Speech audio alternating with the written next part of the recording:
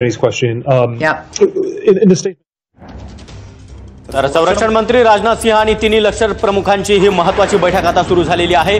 संरक्षण मंत्री राजनाथ सिंह आणि तिन्ही लष्कर प्रमुखांची अत्यंत महत्त्वाची बैठक भारत पाकिस्तान तणावाच्या पार्श्वभूमीवर, भारत पाकिस्तान युद्धाच्या पार्श्वभूमीवर आता संरक्षण मंत्री राजनाथ सिंह आणि तिन्ही दलांच्या प्रमुखांची ही बैठक सुरू झाली आहे। तर सध्या दिल्लीमध्ये घडामोडींना वेग आलेला आहे। संरक्षण मंत्री राजनाथ सिंहांनी तिन्ही लष्कर प्रमुखांची उद्या बैठक बोलावलेली आहे। पाकिस्तानने जो काही भ्याड हल्ल्याचा प्रयत्न केलेला होता तो भारताने परतवून लावला आणि त्यानंतर आता संरक्षण मंत्री राजनाथ सिंह आणि तिन्ही लष्कर प्रमुखांची उद्या सकाळी ही उच्चस्तरीय बैठक होणार आहे। या बैठकीमध्ये नक्की कुठे कुठे पाकिस्तानवरती भारताने हल्ला केलेला आहे त्या संपूर्ण संदर्भात जी आहे ती ब्रीफिंग जी आहे ती संरक्षण मंत्री राजनाथ सिंहांना केली जाईल। तिन्ही लष्कर प्रमुखांची सकाळी ही महत्त्वाची हाय प्रोफाईल बैठक जी आहे ती पार पडणार आहे। अमित शहा देखील सीएसएफच्या महासंचालकांशी चर्चा करतात। केंद्र सरकारमध्ये सर्व मंत्री जे आहेत ते ॲक्शन मोडवर आल्याचं पाहायला मिळत आहे। आत्ताच्या घडीची सगळ्यात महत्त्वाची बातमी आपण पाहतो आहोत। संरक्षण मंत्री राजनाथ सिंह तिन्ही लष्कर प्रमुखांची सकाळी बोलणार आहेत। या बैठकीमध्ये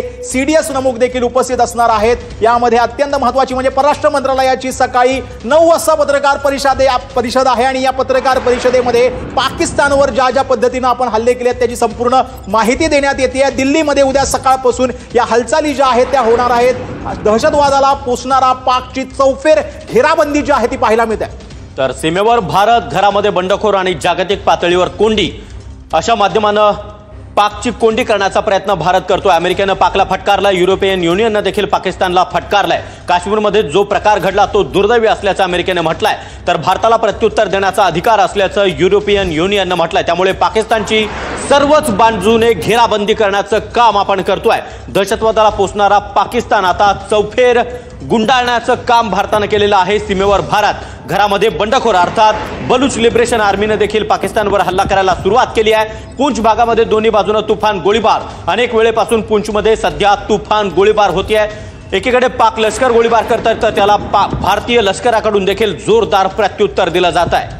जसं करावं तसं भरावं ही म्हण जी आहे ती या पाकिस्तानसाठी लागू पडते। पाकिस्तानने जे पेरलेलं होतं ते आज पाकिस्तानच्या विरोधात उगवताना पाहायला मिळत आहे। पाकिस्तानची अक्षरशः घेराबंदी जी आहे ती सर्व बाजूनी होती आहे। पाकिस्तानची 2 F-16 विमानं आणि पाकिस्तानची JF-17 विमानं जी आहेत ती भारतानं पाडलेली आहेत। पाकच्या चायनामेड विमानांना भारतानं लक्ष्य केलंय। भारताकडनं पाकिस्तानवरती हल्लाबोल करण्यात आलेला आहे। कराची पोर्टवरती भारतानं ड्रोनद्वारे मोठे हल्ले केलेले आहेत। भारतीय नेव्हीच्या हल्ल्यानंतर कराची पोर्टचं मोठं नुकसान झालेलं आहे। भारताकडनं कराची पोर्टवरती एका मागोमाग एक असे अनेक हल्ले करण्यात आलेले आहेत। जल, स्थल आणि आकाशातून भारतानं पाकिस्तानवर अक्षरशः कुरुघोडी केलेली आहे। पाकिस्तानच्या जमिनीला असेल किंवा आकाशाला असेल, पाण्याला देखील लक्ष केलेलं आहे।